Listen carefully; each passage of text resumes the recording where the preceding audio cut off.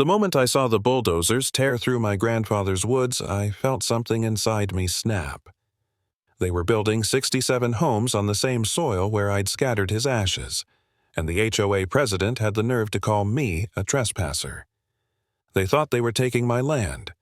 What they didn't know was they were building their kingdom on a ticking bomb. The noise was wrong that morning. It wasn't birds or wind, it was a low growl like the earth itself was groaning. When I stepped onto the porch, coffee still steaming in my hand, I froze. Just beyond the fence line, where thick oak trees had stood for 60 years, there was now a raw, bleeding gash of dirt.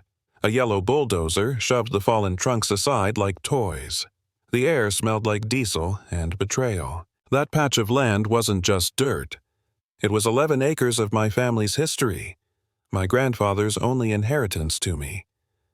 A tiny cabin by the lake, summers learning to track deer, the place I taught my daughter Heather how to bait her first hook. When I retired, I'd planned to rebuild it to make it our refuge from the noise of the world. But now, the world was roaring right through it. I pulled on my old VA cap and walked straight toward the machines. A couple of workers ignored me. I asked what they were doing, but they just pointed toward a woman standing beside a shiny black SUV. She looked completely out of place. Designer sunglasses, a white vest, manicured nails, gripping a clipboard like it was a weapon. "Can I help you?" she asked in that fake sweet tone that really means, "You're beneath me." "Yeah," I said, forcing calm. "I own this land and you're tearing it apart." She gave a short laugh. "Actually, sir, you're trespassing. This is the site of Hidden Pines East Phase 3. You're interfering with a legally permitted project." I stared at her. "That's impossible. This land's been in my family for 60 years. She smirked. "That's not what our records say." Then she raised her radio. "Tanner, we have a trespasser. Escort him off the site." A man the size of a refrigerator came over, sunglasses, mirrored hand already on my arm. I pulled free, warning him not to touch me. Cheryl, the clipboard woman, just smiled.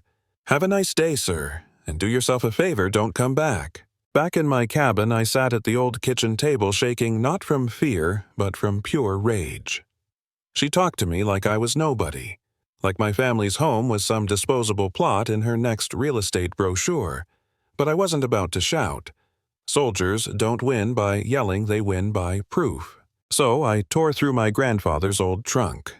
Beneath medals and faded photos, I found it the original deed signed in 1962, embossed, seal and all. Every boundary marker described, every oak tree named.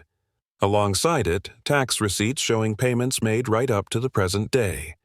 There was no sale, no transfer, no eminent domain. Hidden Pines, HOA, hadn't made a mistake, they'd made a move. And they thought I was too old or too poor to stop them. A week later, I showed up at their HOA meeting.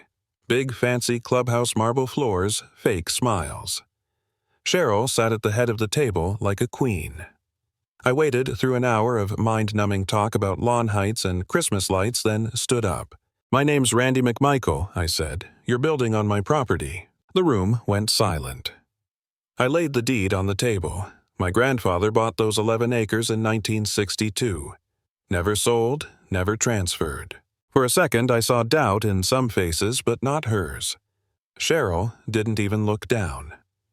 "Thank you for your story, Mr. McMichael," she said, pushing the deed back with 2 fingers. Her lawyer stood up, slick smile, perfect suit. "Sir, the HOA acted through legal channels under community development and eminent domain. You no longer have claim." Then they rolled out a giant map, my land carved into 67 pastel boxes. "All in favor of restricting Mr. McMichael's access to the construction zone?" Cheryl asked. Every hand went up, and they clapped. They clapped while voting to erase my home. I walked out in silence. Back at the fence, I looked at the machines tearing through the soil and whispered, "Go ahead. Build it." The following week, they built a 10-foot fence topped with barbed wire.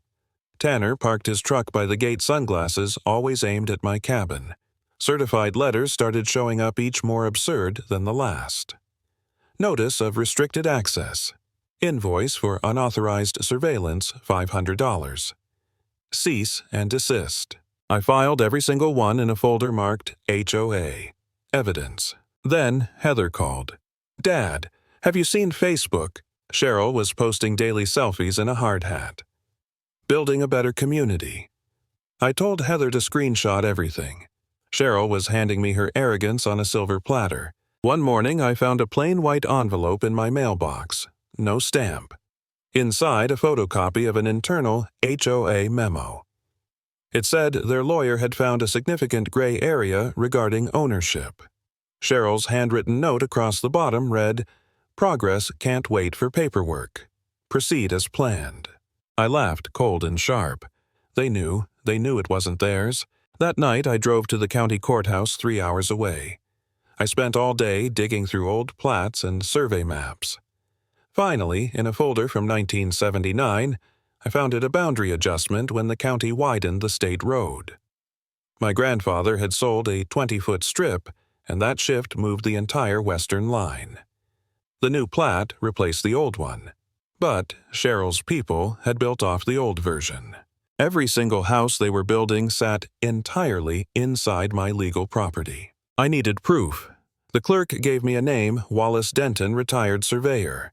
When I mentioned the 1979 plat, he grunted, "Meet me at the site." The next morning, Wally showed up in an old pickup, gray beard, sharp eyes. He walked the boundary, compared markers, whistled low. "Well, I'll be damned. They used the wrong plat. The whole project's sitting on your land." We filed the new certified survey and attached it to my deed. The clerk stamped it, entered it into the record. Legally, that land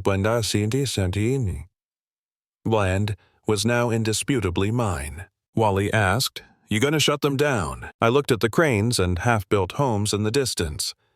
"No," I said quietly. "Let them finish." Weeks passed. The development rose. Streets paved windows, installed lawns rolled out. The HOA kept harassing me, more fake fines, more threats. Then, one afternoon, a gravel truck dumped its load too close to the fence. The tail swung wide and the gravel spilled straight into Heather's tomato garden, her mother's old plants crushing them flat. She broke down, crying. "Dad, it's not worth it. Maybe we should sell." That night I sat in my grandfather's chair staring at the deed.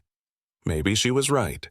Maybe I was just an old man fighting ghosts. The noise, the stress, the fear, it was eating at her. For the first time I wondered if I was wrong. But then I looked at his photo on the wall, the man who'd built that cabin with his hands. I remembered the promise I made to him, to Heather, to my grandson. If I gave up now, I'd be teaching them to run from bullies. And that's not what McMichaels do. Right then, my phone buzzed. "Randy, it's Wally," came the gravelly voice. "It's time." The next morning, Cheryl posted her victory photo online, cutting a red ribbon in front of a finished house. "Welcome to Hidden Pines East Phase 3. The caption glittered with emojis. I didn't comment, I didn't yell. I just made one quiet call to my lawyer. We filed a quiet title action, asking the court to confirm ownership not just of my 11 acres, but of every newly divided lot built on top of it. 67 homes. Then we sent out 67 letters to every buyer, urgent ownership dispute, public meeting advised. The hotel ballroom that night was packed, buyers, realtors, even local news. Cheryl sat in front, smug as ever, with Greg beside her. They thought I'd show up to beg. I stepped to the podium. "I won't take much of your time," I began. "But the HOA has lied to you. They don't own the land your houses are on. I do." Gasps rippled through the crowd. Cheryl jumped up, shouting that I was delusional. I ignored her. To confirm, I said, turning toward the county official I'd invited, "Would you please state for the record who owns parcel 1127B through 1194C? The woman stood. According to the certified plat filed by Surveyor Wallace Denton, the entire development known as Phase 3 is the private property of Mr. Randy McMichael. Silence, then chaos. Realtors looked ready to faint. Home buyers shouted questions. Cheryl's face drained of color, then flushed bright red. I clicked the remote and projected the overlapping maps, her outdated plat versus the real one. "You didn't just trespass," I told her, my voice steady, echoing through the room. "You built your entire empire on stolen ground. Every house, every nail belongs to me now." She lost it. screamed that it was fake, that I'd forged everything. Her lawyer tried to drag her out as cameras flashed. Within days, the memo she'd written, the one that said, "Proceed as planned," leaked to the local news. Contractors came forward admitting she'd pressured them to fake permits. The sheriff's office opened an investigation.